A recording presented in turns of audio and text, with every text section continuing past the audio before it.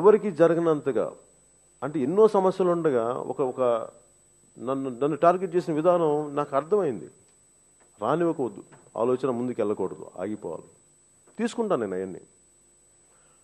నన్ను ఎంత హింసించినా కానీ నాకు కూడా చాలా మొండితనం ఉంది. చూడటానికి సున్నితంగా కనిపిస్తానేమో కానీ చాలా మొండితనం ఉంది. నాకు చాలా మొండితనం. నా ఆశయాల కోసం నేను చెప్పాను, సరదా కోసం చప్పట్లు కొట్టుకోవటం కోసం చెప్పను.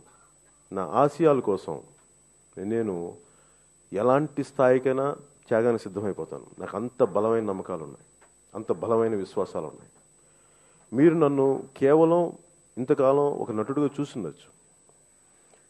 ఇది అందరూ యాక్చువల్గా ఇప్పుడు నాకున్నది చాలా ప్రైమ్.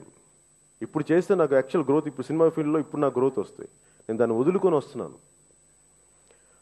నాకేంటంటే సినిమాలో 2.5 గంటలు చేస్తాను. 2.5 గంటల్లో ఒక మంచి సామాజిక అంశాలతో కూడిన సినిమా చేయొచ్చు, చాలా బాగుంటుంది.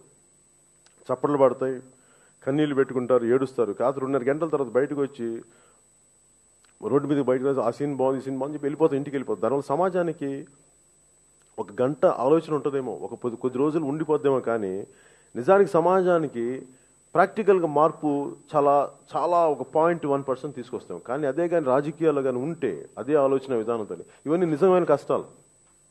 సినిమాలో విలన్లు తిడతారు, కానీ ఇక్కడ నిజంగా దాడులు చేస్తారు, భరించాలి.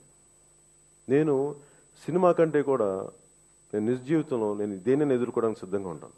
ఈ వీడియో మీకు నచ్చినట్లయితే లైక్ చేయండి, షేర్ చేయండి.